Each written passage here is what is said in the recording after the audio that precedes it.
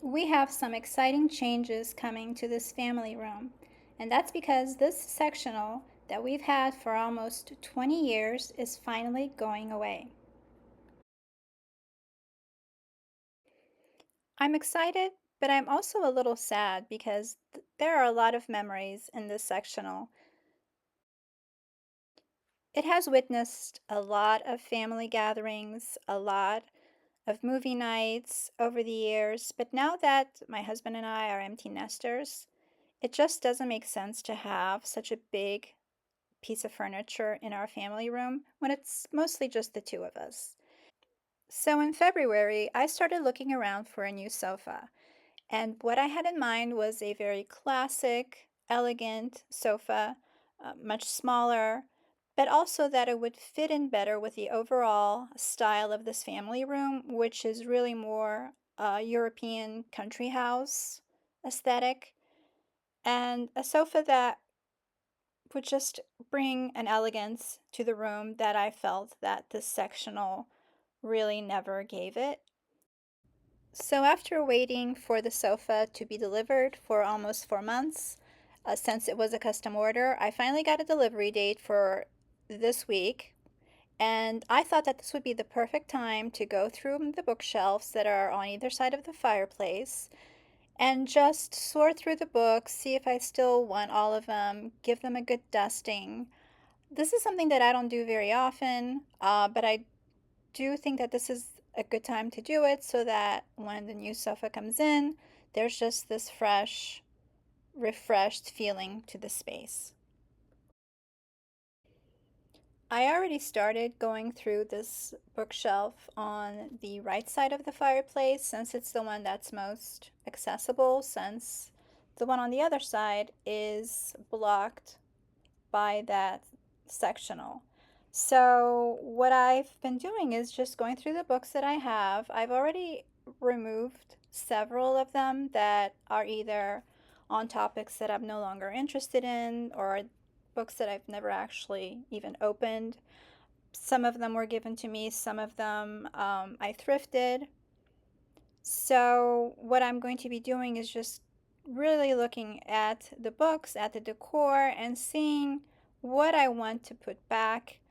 Others I'm probably going to be donating, or I'm considering having a yard sale later on, maybe towards the end of summer, early fall. So I might be selling some of those during that yard sale as well.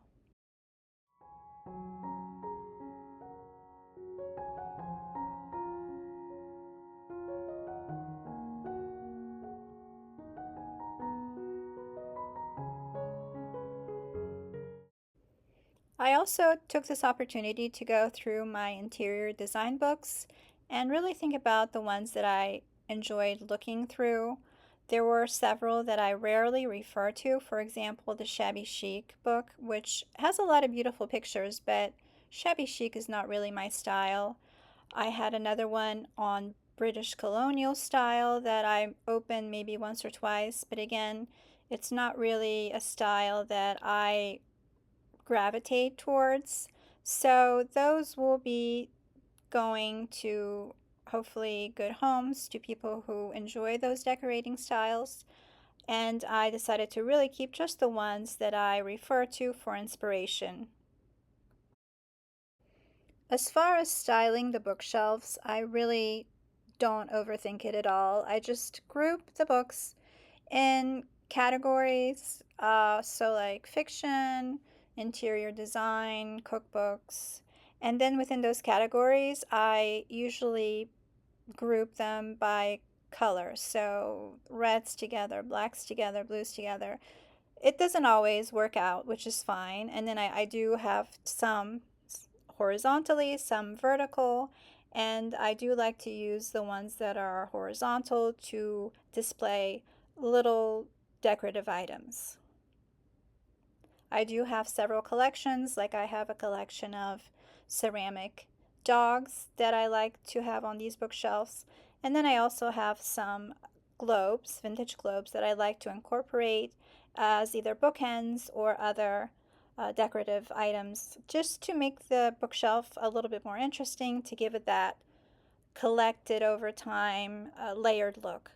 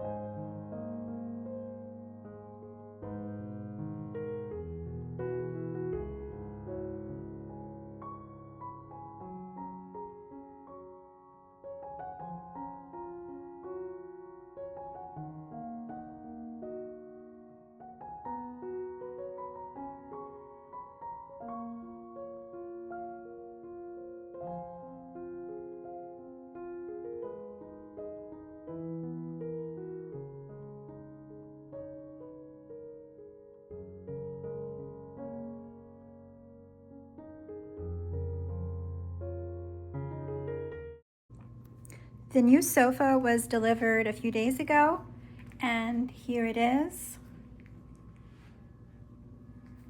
And it's just a very classic sofa. It's in this, what they call performance velvet, in this taupey color with these rolled arms. So I really wanted a very traditional, timeless sofa style.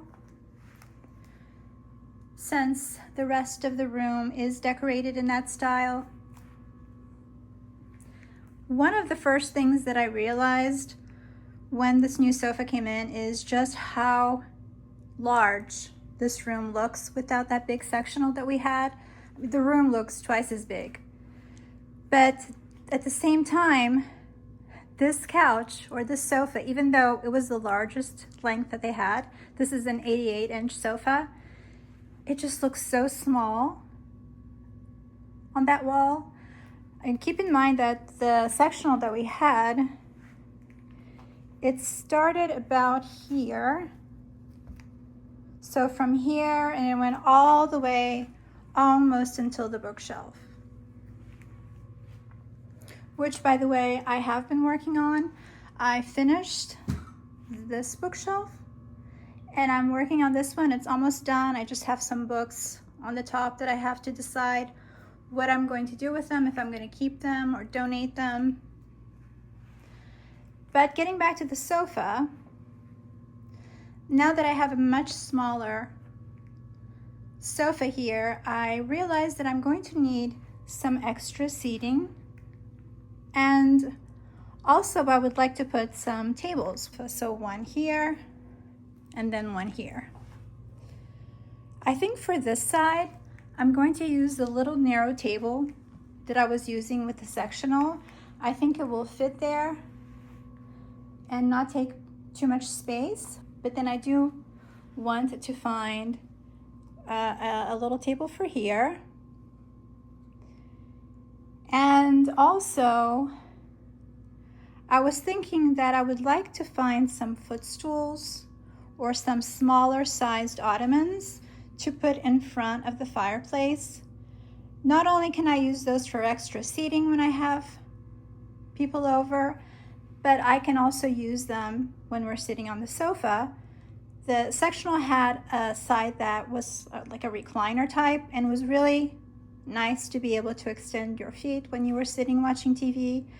Now that this one doesn't have that, I thought it would be nice to have some ottomans that we could use for the same purpose. On this side, I am thinking of keeping these same gold chairs, one on either side of the TV. So for now, I think those work there, but I definitely need to look around for some footstools and also for a little table to go here.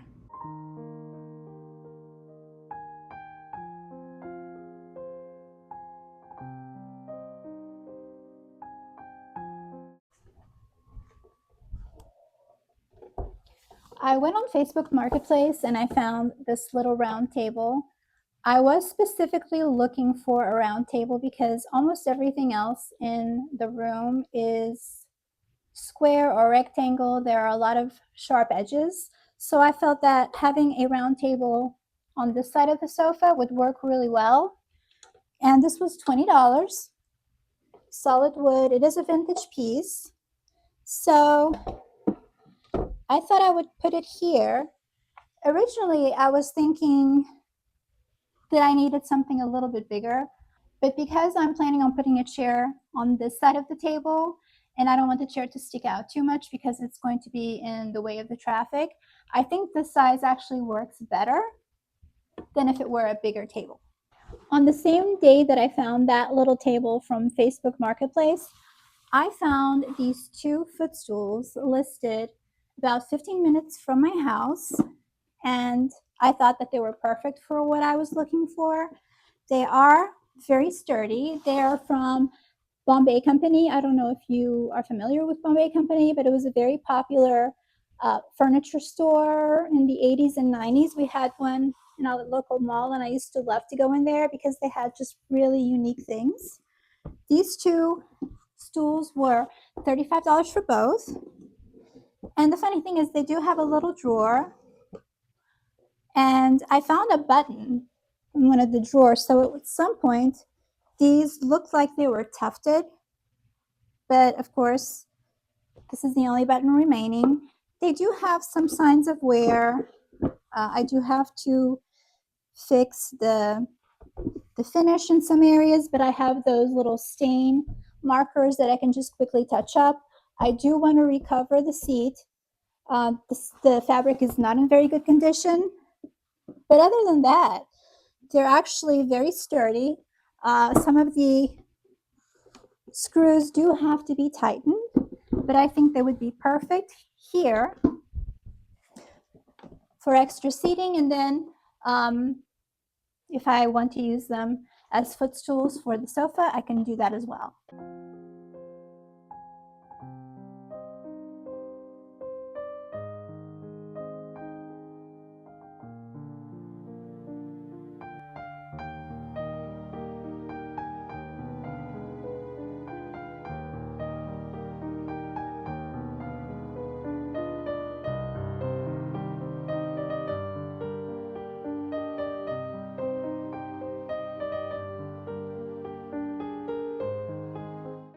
Right now, I am using two pillows that I had from my sectional, and I do love the size of these, but I don't think that this fabric works. First of all, it's just too similar to the fabric of the sofa. So I do have some fabric in my stash, specifically some leopard print, that I want to introduce into this room. And I thought the pillows are the perfect way to do it. So I will be sewing some pillow covers for these, which will really complement the sofa much better and really elevate the whole room. I'm also thinking of doing something with the little stools. I have a plaid and I have again, the animal print. So I'm a little torn between those two. I don't know which one I'm going to use, but I will be doing that in a future video. But for now, we do need pillows here, so I'm going to be using these. So this is how the room looks so far. I have my little table in the corner here, decorated. And again, hoping to find a little chair to fit next to it to make a nice little seating arrangement there. I have the footstools that I thrifted in front of the fireplace.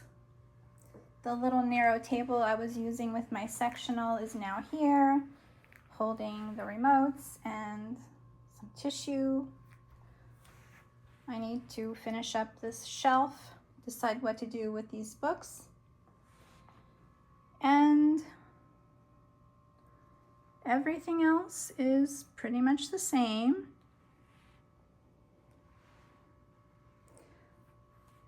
These two chairs work really well on either side of the TV, I think. I also have to recover this ottoman. I don't know if you can tell, but it's like this vinyl, and the cats have just completely destroyed it. You can see all those little nail marks. So another recovering project for me, but again, that should be fairly easy. So this is how the room is looking. It's coming along really well, and I'm excited to share future updates with you.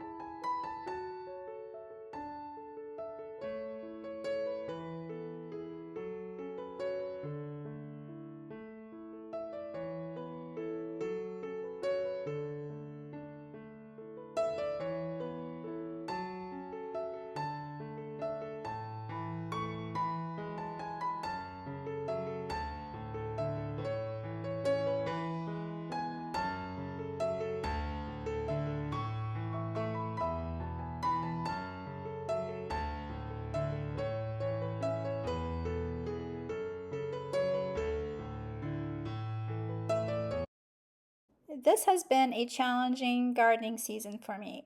I just feel like no matter how hard I try, I just can't stay on top of the tasks that I should be doing. This footage is from early April, and I was trying to get as much done as I could as far as removing old and dead plant material, weeding, things of that sort, because I was going to be gone for most of the month of May.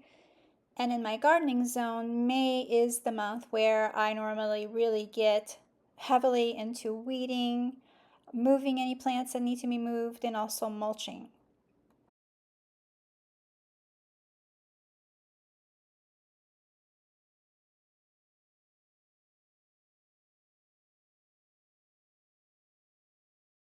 I did remember to put these metal supports around my peonies this spring, and these really did make a big difference in keeping the plants upright and looking their best. By mid-April, the garden was really starting to look lush and full. All of the perennials were coming back. My hydrangea, which had such a hard time this winter because it was such a cold, long winter, was recovering. I had my peony actually grew through that metal support and was almost completely covering it. There was still a lot of weeding to be done. I also wanted to move some plants that were struggling where they were planted and move them to a better location. But I just didn't have the time or the energy to tackle any of those tasks. My energy during this time was focused on getting myself ready for my trip, making sure that the cats were going to be taken care of, that the house was left clean. So I was planning to do all of those gardening tasks when I returned to town in late May. So fast forward to the first week in July, and this is what the garden looks like. Overall, I'm pleased with how it's coming along, despite not having tackled all of those little pesky tasks that I wanted to tackle. Also, we are getting into a very challenging gardening season where I live, weather-wise, because the humidity has really increased.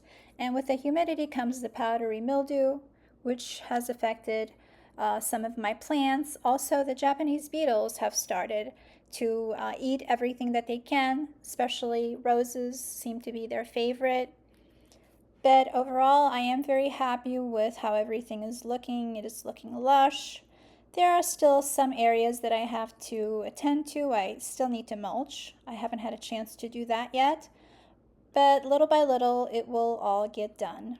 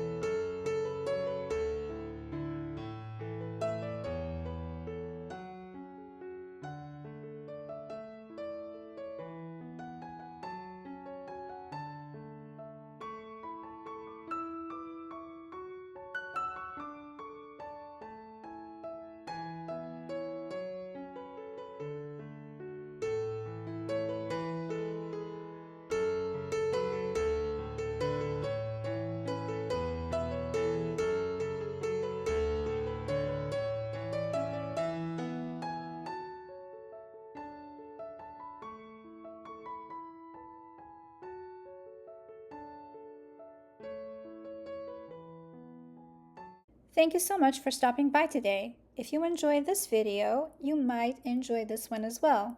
I hope to see you soon.